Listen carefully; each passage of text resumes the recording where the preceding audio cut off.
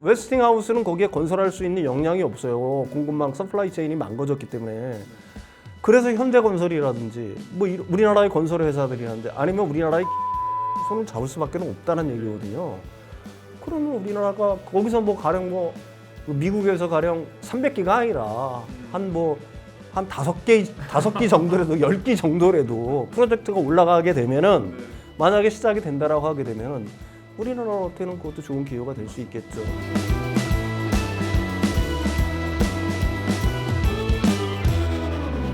트럼프 미국 대통령의 관세 정책이 점차 완화되면서 증시에도 훈풍이 불어올 것이라는 기대감이 커지고 있습니다. 6월 증시와 하반기 주요 산업 어떻게 바라보면 좋을지 지금부터 살펴보도록 하겠습니다.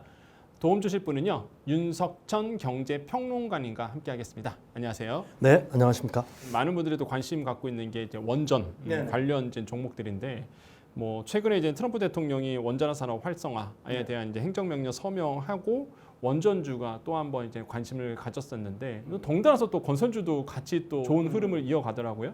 그러니까 이렇게 뭐 유럽에서도 아시겠지만 마찬가지로 이제 원전에 대한 사고 방식이 좀 바꿔지고 있는 부분, 시선 자체가. 그래서 많은 분들이 원전에 대해서 이제 투자를 많이 하시고 있는 것 같아요. 원전주 어떻게 지금 생각하시는지. 글쎄요, 우리나라는 트럼프 대통령의 말에 의해서 더 많이 움직이는 것 같아요.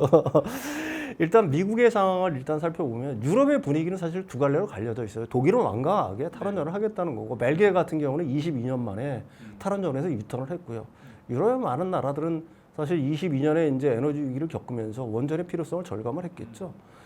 그래서 이제 좀 어떻게 보게 되면은 견고한, 그다음에 이제 거대한 전력이 필요한 거에 대한 대안으로 이제 원전을 생각하고 있는 거는 분명해요.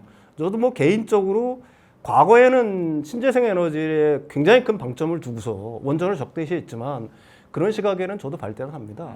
반대를 해요. 사실 원전이냐 신재생 에너지냐는 그 선택의 영역이 아니다. 선택의 영역은 아닌 거고요. 선각도 아닙니다. 에너지 믹스를 적절히 하는 게 사실은 국가의 에너지 정책, 그다음에 에너지 안보 뭐 이런 걸 고려할 때 굉장히 중요한 이슈는 되겠죠. 다만 이제 미국에서 추진하고 있는 그 트럼프 대통령이 추진하고 있는 원전 르네상스가 과연 효과를 거둘 수 있을 것이냐 하는 거에 대해서는 저는 개인적으로 좀 의문의 여지가 있어요. 1979년도에 이제 쓰리마일 섬에서 원전 사고가 난 이후에 30년 동안 미국에서는 원전이 딱 멈췄어요. 그거 여러 가지 이유들이 있겠죠. 뭐 규제도 과거보다 좀 강화된 측면들이 사실은 있을 것 같고요. 근데 가장 큰 이유는 뭐냐? 그게 바로 경제성에서 밀렸기 때문에 그런 겁니다. 아, 경제성에서 밀렸다. 네, 원전 자체가 경제성에서 밀렸기 때문에 그런 거예요. 그게 지금 특히 미국 같은 경우에 제일 싼 발전원이 뭐냐면 태양광이고요. 두 번째가 육상풍력이고요. 석탄, 그다음에 LNG, 그다음에 원전이에요. 이미 밀려 있는 겁니다. 그래가지고 사실은 그 동안에, 그러니까 아까 쓰리마일 섬 사고 일어난 이후에 사실은 원전 건설이 안 했던 건 아니에요. 그러니까 2017년인가요? VC 서머라는 회사가 원전 짓다가 파산했죠. 90억 달러 손실을 내고. 그 다음에 2023년도에도 뉴스케일이 SMR을 갖다가 상업용으로 이거 만들다가 역시 이것도 프로젝트를 중단시켜 버렸어요. 그게 왜 그러냐면 경제성이 받쳐주질 않기 때문에 그렇습니다. 똑같아요. 트럼프 대통령이 화석연료를 갖다가 부흥시키겠다고 하는 것도 그렇다고 해서 세일 오일이 생산량이 확 늘어나고 있는 것도 아니잖아요. 왜? 정부가 돈 주는 거 아니잖아요. 민간이 어차피 돈을 내서 해야 되는 건데 그게 경제성이 사실은 맞아야 되는 거거든요. 그럼에도 불구하고 사실은 트럼프 대통령이 그 행정명령 4개를 갖다가 서명을 했는데 원전 르네상스를 내걸고 그중에 이제 가장 눈에 띄는 거는 이제 18개월까지 모든 허가 절차를 맞춰라는 거거든요. 지금 환경영향평가에 뭐 2, 3년 걸리고 뭐 기타 계획 잡는 데만 몇 년 걸리는 게 사실인데 이렇게 되면은 원전을 짓는 어떤 비용들 같은 경우는 상당히 감소될 가능성은 있겠죠. 그다음에 미국 내에도 굉장히 뛰어난 SMR 회사들이 있어요. 가령 뭐 테라파워, 엑스에너지. 그러니까 아무래도 이게 경제성만 뒷받침되면은 민간에서 자발적으로 원전을 지으려고 하겠죠. 그렇지만 트럼프 대통령이 지금 목표를 하고 있는 2050년까지 지금보다 원전 규모를 4배 늘리겠다. 그러면 1기가와트를 갖다 300개 정도로 줘야 된다는 얘기거든. 현재 미국의 원전이 1기가와트 값으로 한 94개 정도 있어요. 그게 세계에서 최고 많은 거예요, 여전히.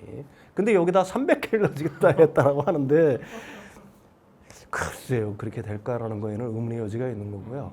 그렇게 되기 위해서는 첫 번째, 아까도 얘기했지만 경제성이 뒤따라야 되는 거고, 두 번째로는 이제 어쨌든 그럼에도 불구하고 트럼프 대통령이 원전 르네상스를 했으니까 우리한테 기회는 분명히 있을 거란 얘기죠.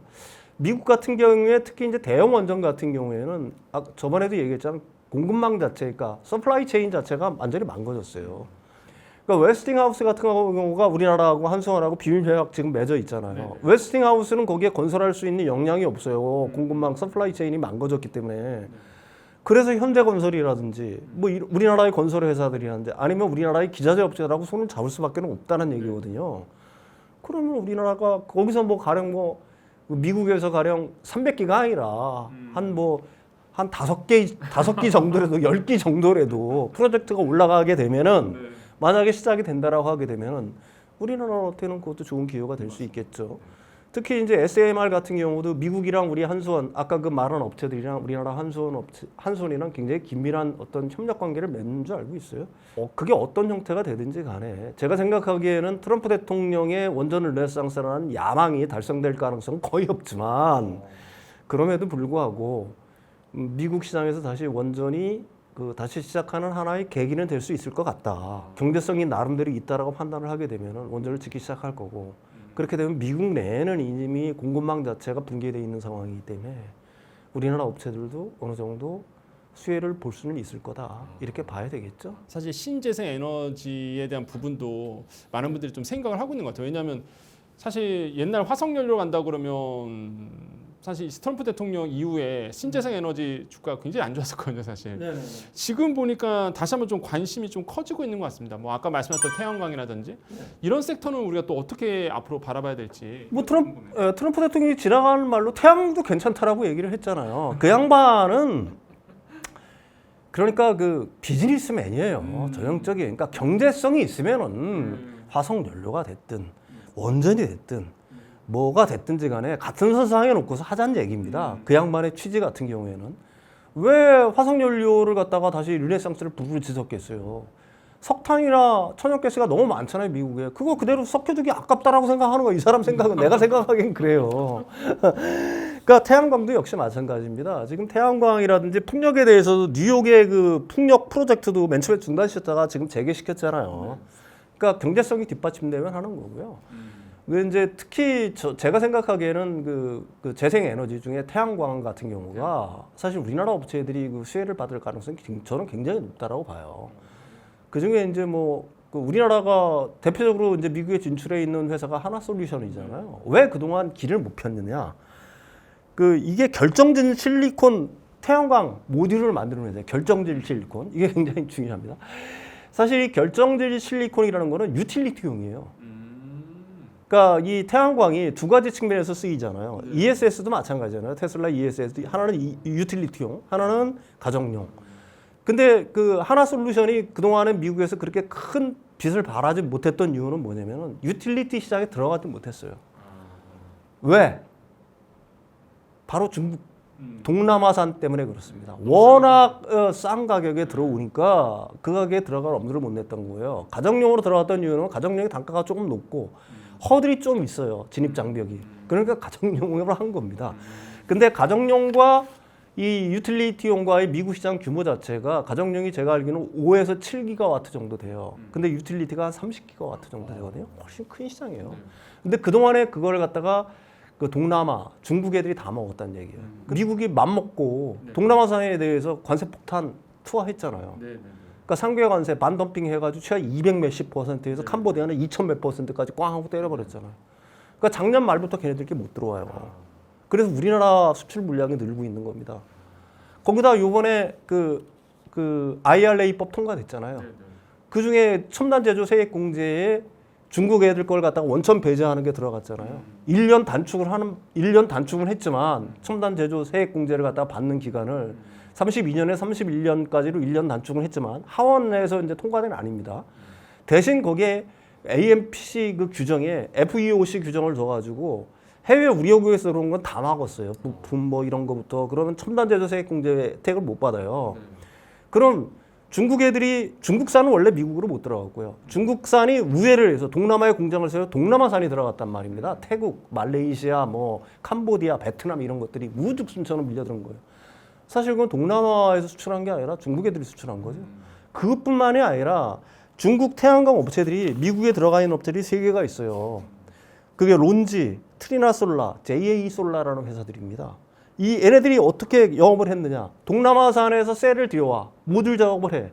그래서 미국의 그 태양광 모듈이라든지 유틸리티 시장을 장악을 했던 거예요. 근데 지금 어떻게 돼요? 이제 수입 안 되죠. 관세에 맞고 수입 들어와도 AMPC 혜택 못 받죠. 그러니까 중국 애들 이 세계는 거의 제가 생각하기에는 미국에서 문 닫아야 돼요. 그런데 우리나라 업체는 어때요? 미국에 공장이 있죠. 셀은 한국 진천에서 가죠. 그러니까 이 혜택을 온전히 누릴 수가 있다는 얘기입니다. 그러니까 미국의 뭐 퍼스솔라라든지 이런 회사를 미국의 퍼스솔라 같은 경우에는 결정질 실리콘이 아니라 방막형이에요. 그래서 유틸리티 시장의 그 하나솔루션이라든지 뭐 이런 회사들이 훨씬 더 앞으로 굉장히 유리한 상황이 전개가 될 거다. 과거에는 어땠어요? 과거에는 우리나라도 태양광 했을 때 문재인 정권 때 중국산이 다 덮었어요, 우리나라. 지금 다 중국산입니다. 근데 지금 우리나라 각성했잖아요. 미국도 각성했고. 중국산이 우리나라에 그렇게 과거처럼 들어올 수 있을까요? 우리나라에서는 뭐 상계관세, 반덤핑 관세 안 때릴까요? 우리나라 산업을 보호하기 위해서 조치들을 안 할까요? 그러면 혜택을 볼 수 있는 가능성이 우리나라 업체들일 거란 얘기입니다. 그러니까 제가 보기에는 뭐 유럽 시장에서는 중국산과 어느 정도 이제 계속해서 경쟁을 하고 타 시장에서는 경쟁을 해야 되겠지만 한국의 그 태양광 업체들이라든지 풍력 업체들 같은 경우는 우리나라도 그렇고 그다음에 미국도 그렇고 굉장히 좋은 기회를 맞고 있다 이렇게 얘기할 수가 있을 것 같아요. 오늘 전해드린 정보들 잘 참고하셔서 성공적인 투자하시길 바라겠습니다. 오늘 말씀 감사합니다.